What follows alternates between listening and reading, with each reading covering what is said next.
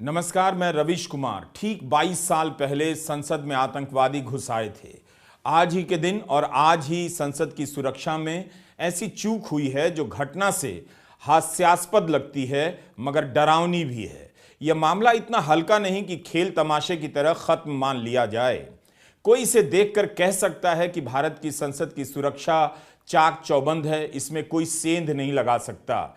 लेकिन आज वह भरम टूट गया कि 13 दिसंबर 2001 की घटना के बाद से सुरक्षा के सबक सीख लिए गए हैं और अब दोबारा चूक नहीं होगी।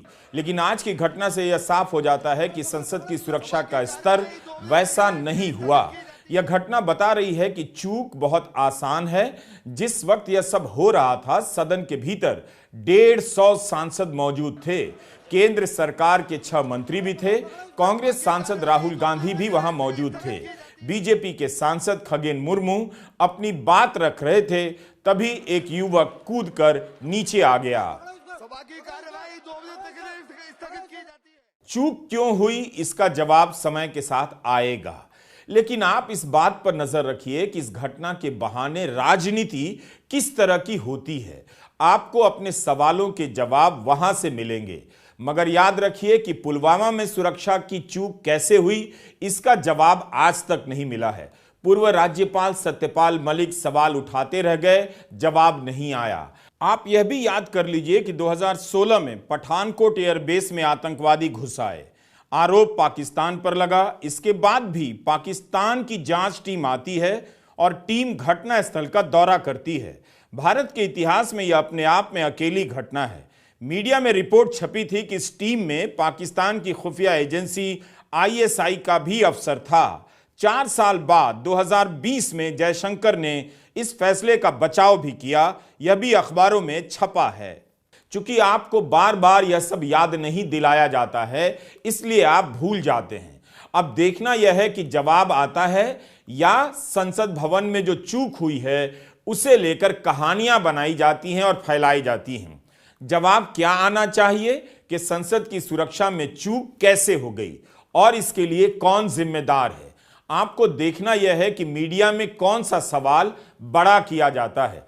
संसद में घुसने वाले कौन थे, यह सवाल तो बड़ा होना ही चाहिए। लेकिन क्या गोदी मीडिया पूछेगा कि संसद की सुरक्षा में सेंध कैसे लगी और इसके लिए जिम्मेदार कौन है। नई बनी संसद में एक व्यक्ति लोकसभा में दर्शक दीर्घा से नीचे कूद जाता है। उसके बाद वह सांसदों की बेंच पर छलांग लगाने लगता है। इस समय शून्यकाल चल रहा होता है और एक आदमी सांसदों की बेंच पर उछलता कूदता आगे बढ़ता जाता है। काफी देर तक उसके पीछे कोई सुरक्षा कर्मी दिखाई नहीं देता। जल्दी ही सदन में पीले रंग की गैस भर जाती है। सदन में उस वक्त अफरा तफरी मच गई। कई महिला सांसदों को लांघते हुए वह आगे बढ़ता रहा। इन्हीं का एक साथी दर्शक दीर्घा से लटका हुआ था, वह भी कूद जाता है और गैस छोड़ता है। जैसा कि कांग्रेस सांसद अधीर रंजन चौधरी ने मीडिया से कहा, इन 2 को किसी सुरक्षा कर्मी ने नहीं पकड़ा।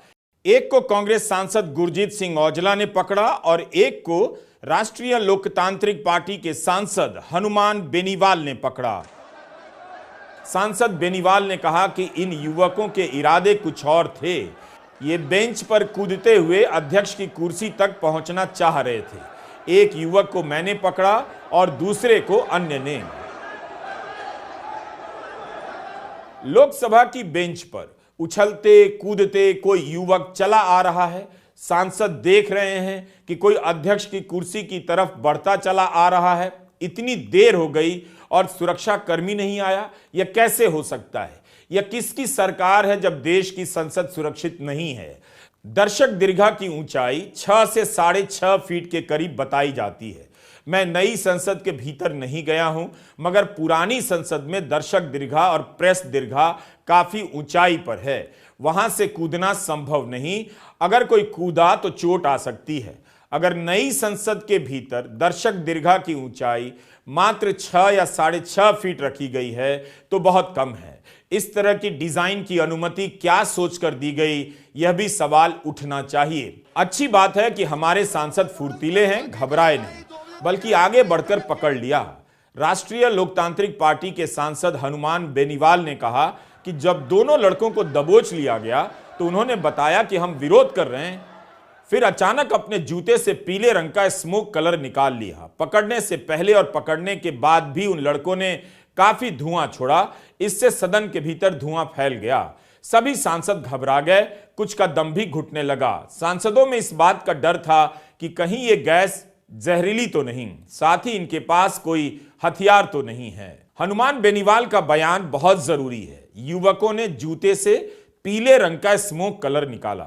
एयरपोर्ट पर जूते उतरवाकर चेकिंग की जाती है, संसद में क्यों नहीं की जाती? आखिर वहां किस तरह से चेकिंग होती है? कम से कम दर्शक दीर्घा में आने वालों की ऐसी चेकिंग होनी चाहिए। और अगर ऐसी चेकिंग होती है तब तो और गंभीर सवाल उठते हैं कि जूते में स्मोक कलर लेकर कोई भीतर कैसे आ सकता है? संसद के भीतर का स्कैनर क्या काम नहीं कर रहा था? ऐसा हो ही नहीं सकता है। यही एक घटना नहीं हुई है, इसके 1 घंटा पहले संसद परिसर के बाहर एक लड़का और एक लड़की को पकड़ा गया। तब वहां भारी सुरक्षा थी। उनके हाथ में छोटा सा कंटेनर था जिससे गैस निकला। 12:30 बजे इन दोनों को गिरफ्तार कर लिया गया। इसके 1 घंटे के बाद लोकसभा की गैलरी से कोई सदन के भीतर कूद जाता है। जिस जगह पर विपक्ष के नेताओं को भी मुश्किल से प्रदर्शन करने की अनुमति मिलती है, वहां पर कोई हाथ में गैस लेकर कैसे आ गया? क्या पुलिस ने नहीं पूछा कि इनका कोई और साथी है, भीतर हो सकता है? लोकसभा के भीतर कैसे घुसा? संसद की सुरक्षा Z+ की होती है, वहां कमांडो तैनात होते हैं, मगर वो सब कहां थे? कैसी कैसी तस्वीरें आ रही हैं। सांसद मिलकर इस व्यक्ति की पिटाई कर रहे हैं। इतनी देर हो चुकी होगी तब भी कोई सुरक्षा कर्मी नहीं आया। यह दिख रहा है कि कोई नहीं आया, तभी तो सांसदों को सुरक्षा का काम या घेर कर पीटने का काम खुद करना पड़ा।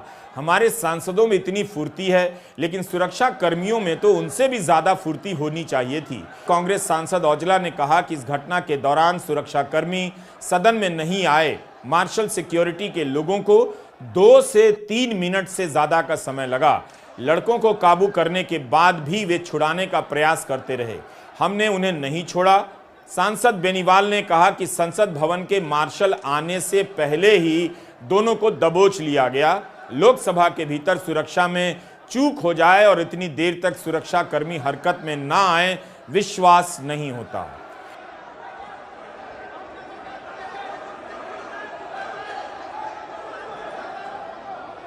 ऐसी स्थिति में किस तरह के प्रोटोकॉल होने चाहिए, सांसदों के लिए क्या होने चाहिए, नजर नहीं आया। सांसद अपनी जान जोखिम में डाल रहे थे। गैस की शक्ल में कोई जानलेवा चीज भी हो सकती थी। संसद भवन के उद्घाटन के वक्त मीडिया बार बार बता रहा था कि नए संसद की सुरक्षा उच्चतम स्तर की है। इतना पैसा खर्च हुआ और मामूली रूप से योजना बनाकर कोई लोकसभा में घुस गया। घटना देखने से तो इतनी ही लगती है, मगर यकीन नहीं होता। उम्मीद है पुलिस और संसदीय कार्य मंत्री और साथ साथ गृह मंत्री की तरफ से इन सवालों पर विस्तार से जवाब आएगा। उधर राज्यसभा में विपक्षी गठबंधन इंडिया के सदस्य गृह मंत्री से जवाब चाहते थे। जवाब नहीं मिला तो सदन से वॉकआउट कर गए।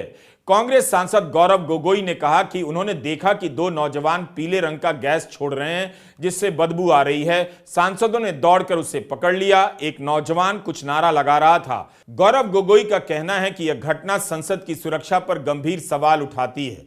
दोनों को पकड़ लिया गया है, गिरफ्तार हो गए। कुल 4 गिरफ्तारियां हुई हैं। यह मामला गंभीर क्यों है? क्योंकि एक नौजवान की पहचान सागर शर्मा के रूप में हुई है। सागर शर्मा लखनऊ का रहने वाला है। सागर को कांग्रेस सांसद गुरजीत औजला ने पकड़ा। कांग्रेस प्रवक्ता सुप्रिया श्रीनेत ने ट्वीट किया है कि यही वो पास है जो सागर शर्मा के लिए जारी किया गया। इस पर बीजेपी के सांसद प्रताप सिम्हा का नाम है। प्रताप सिम्हा मैसूरू से बीजेपी के सांसद हैं और सागर शर्मा लखनऊ का रहने वाला है। सागर की बहन ने भारत समाचार न्यूज चैनल से कहा है कि पहले वह बेंगलुरु में नौकरी करता था, कुछ दिनों से ई-रिक्शा चलाने लगा था।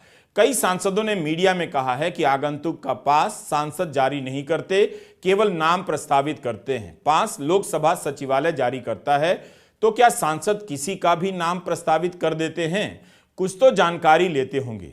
एक सवाल है, अगर यही पास विपक्ष के किसी सांसद ने जारी किया होता तब गोदी मीडिया किस तरह का बवाल मचाता। बीजेपी के सांसद सागर शर्मा का नाम कैसे प्रस्तावित करते हैं, मालूम होना चाहिए। सागर ई रिक्शा चलाता है, क्या वह बीजेपी में या सांसद प्रताप सिम्हा के लिए किसी तरह का काम करता था? इन सब सवालों के जवाब आने बाकी हैं। तृणमूल कांग्रेस ने ट्वीट किया है कि हमारी सांसद महुआ मोइत्रा को राष्ट्रीय सुरक्षा में सेंध के नाम पर सदन से निकाल दिया गया। सरकार को बताना चाहिए कि आज जो हुआ है वह राष्ट्रीय सुरक्षा में सेंध है या नहीं। अगर है तो उसे क्या सजा मिलेगी।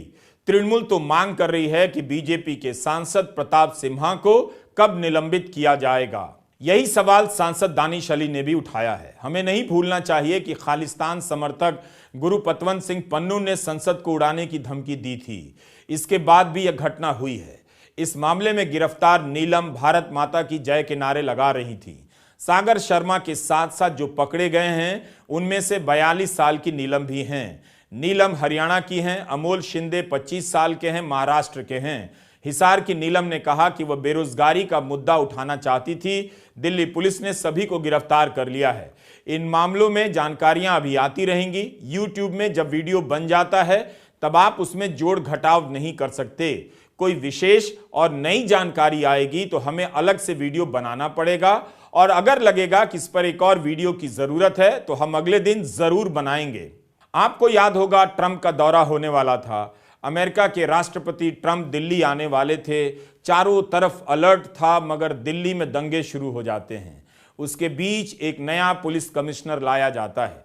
राष्ट्रीय सुरक्षा सलाहकार को पूर्वी दिल्ली का दौरा करना पड़ा था। मजबूत सरकार का यह रिकॉर्ड या इन घटनाओं के सहारे अगर आप मजबूत सरकार का रिकॉर्ड चेक करेंगे तो आप काफी मजबूत फील करेंगे। नमस्कार, मैं रवीश कुमार।